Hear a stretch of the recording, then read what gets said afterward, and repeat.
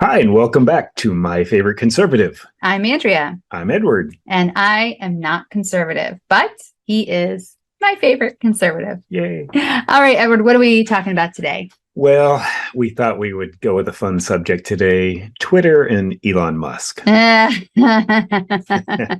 can I just share my feelings about Twitter? Please do. Okay, I hate Twitter. I hate the vitriol of Twitter.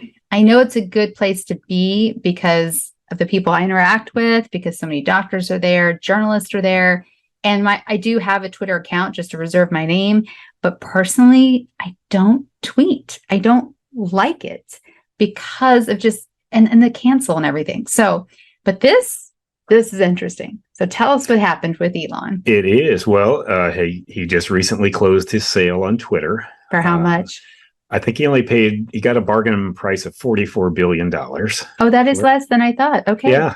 That is less. Yeah, saved 10 billion or so, whatever. Okay. Being a father, a dad of 3 kids in their 20s, can appreciate dad jokes. And, when Elon bought it the other day, he walked into the headquarters, as most people have probably seen, carrying an actual bathroom sink, set it down and said, "Just bought Twitter. Let that sink in." It's like the ultimate bad dad joke. Yes, we need like sound effects. Really bad sound effects. That's a terrible joke. Yeah, I'll agree completely. And speaking of father, not that this is relevant to him buying Twitter, but how many children does Elon have? Boy, that's a good question. We struggle to find a consistent number. Somewhere between 8 and 10. Yes. So I think it's 9 living children. Yeah. The very first child he had with his first wife did indeed unfortunately die. So we think it's 9 living children he has. But I digress. I just don't know whether he's in a contest with Nick Cannon. I think they may be tied about 9-ish or so. Well, if we're going to repopulate the earth, I'd rather have Elon Musk brains. That's a good point. Than Nick Cannon. I'm just saying. And his bank account. Right? Yes. So. All right. So talk to us about it. In my personal opinion, I think it's a very big deal that someone, an African American, a true African American, South African American, has come to our country, been extremely successful, and has seen the downfall of free speech. Right. With Twitter being example A. I think we all saw back in the 2020 election when Twitter banned the New York Post from even putting up the Hunter Biden story, and then suspended everybody's accounts that even tried to retweet or link to it. Right. And that level of intolerance, that level of censorship, of anti-free speech has been prevalent for the last couple of years, at least, where the left has had this almost total control over what's being said on social media. I reached out to a good friend of ours who loves Twitter. Big shout out, Jennifer Oliver O'Connell, feature writer at Red State. And I just want to read what she said. I wanted to get her thoughts on it. And she said, he's a smart man. You always had the upper hand. Whether it makes any difference in free speech is yet to be seen. If he simply gets rid of the bots, trolls, and the shadow banning, I'll be happy. And for those of you who don't know what shadow banning is, it means that you have posted something, and this is not just Twitter. This can be on any social media account, and the algorithm has shadow banned you. So you don't know that no one is seeing that post, but no one is seeing your post. Mm-hmm. And often you don't find out until your followers or friends go, "Hey, you haven't tweeted in a while." And it's like, but I have. And that is shadow banning. And it happens on LinkedIn too, which, as you know, is my favorite platform. It happens on Google. Yeah. Also, Google has actually admitted that they have a program, an algorithm that sends Republican emails to people's spam.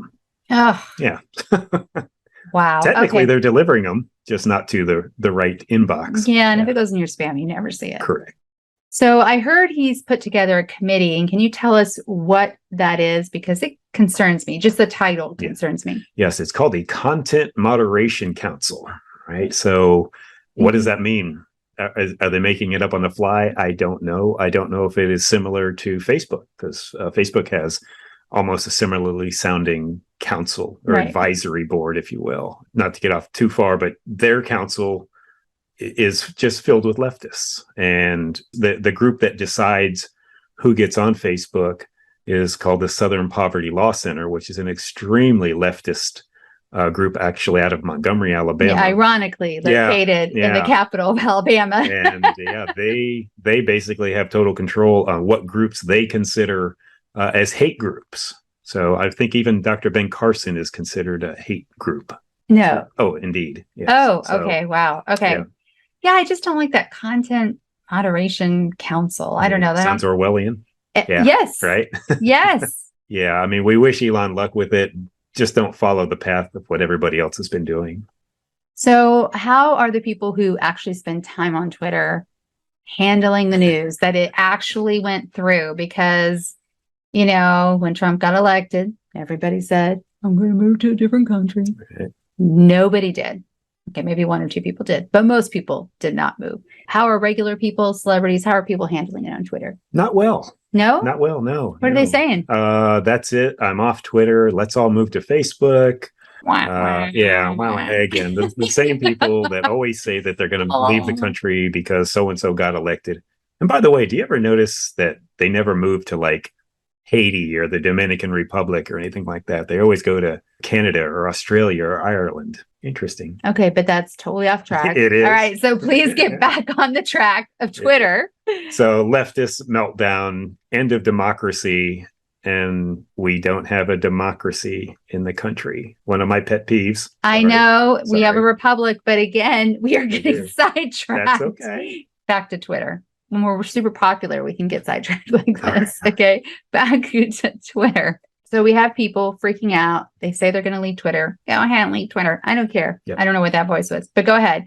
Does that mean that other people whose accounts were canceled are going to be brought back? A few months back when he was in the negotiation stages, he did say Donald Trump would be welcome back to the platform. He just recently said they will look into it. If I were Trump, I would not come back since Trump has a competing product of Truth Social, but they want his followers, obviously. And Donald Trump is, without question, the greatest person that Twitter's ever had on there. Oh, God. So many people joined Twitter just to follow Trump. Yeah. Oh, my God. For or against. Yeah. Right. Exactly. Yeah. And those were his tweets. We all know that. Those were his tweets. Yeah. That was not staff. Yeah. Good luck taking the phone away from him. He was going to tweet no matter what. True. So what else about this? You know, I'm kind of hoping that this is a resurgence of comedy again, of satire. You know, the Babylon Bee was thrown off Twitter. Now, remember, the Babylon Bee is a satire site. But it's a conservative satire site. But it's still satire. Nonetheless. Right.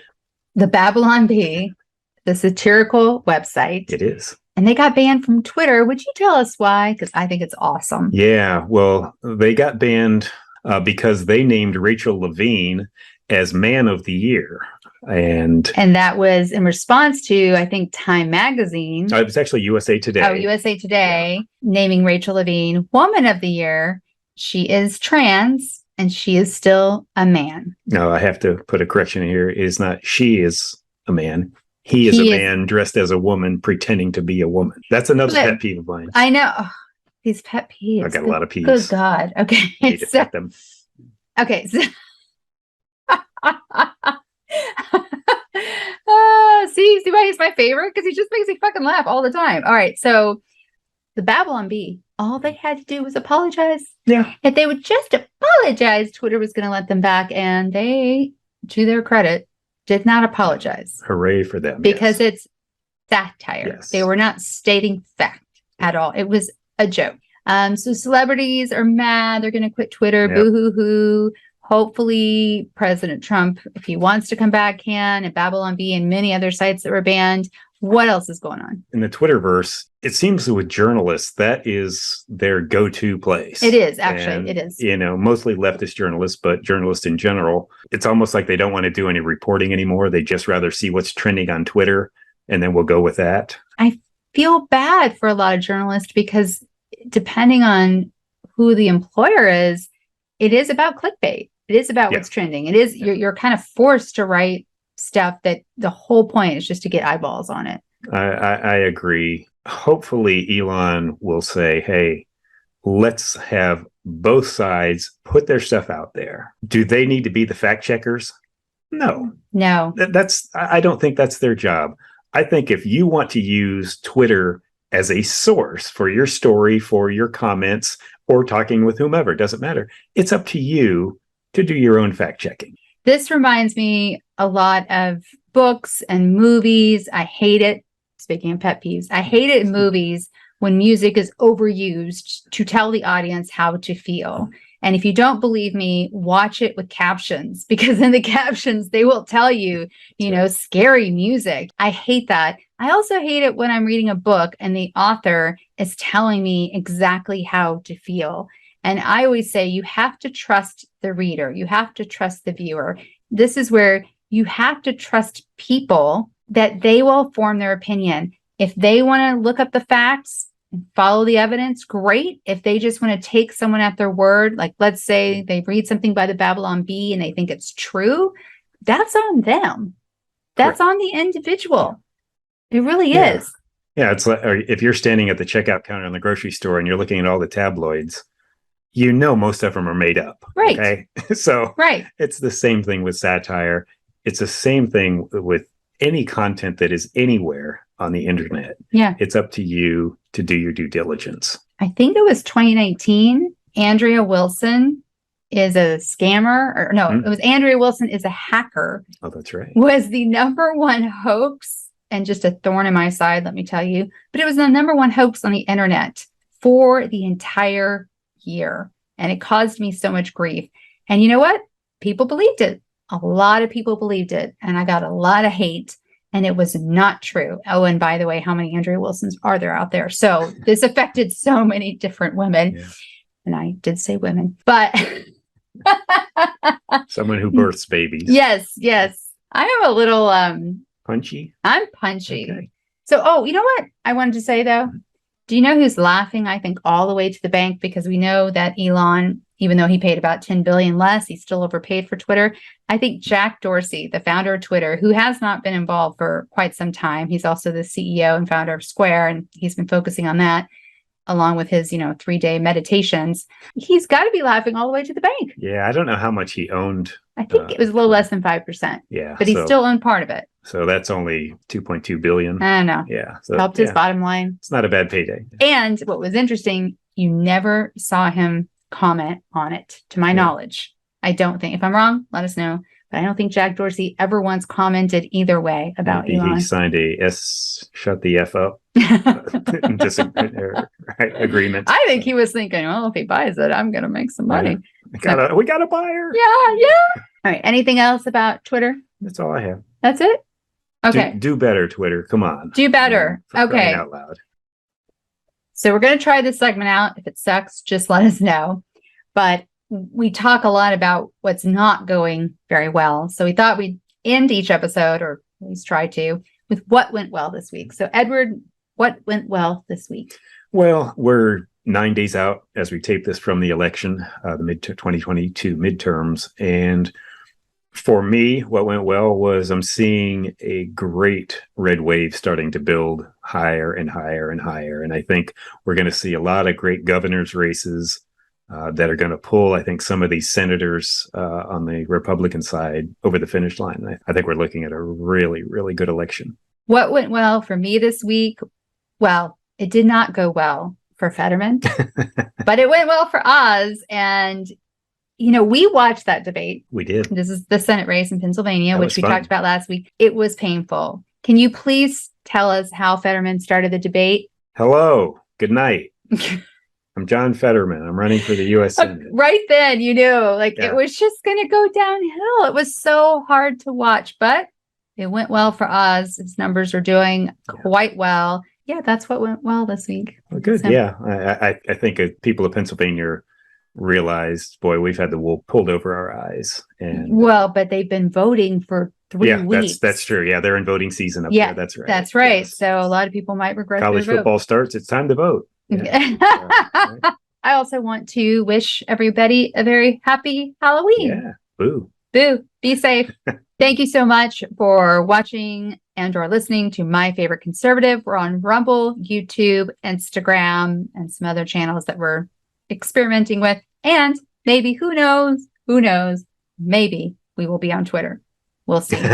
Thanks so much. I'm Andrea. I'm Edward. And he is My Favorite Conservative.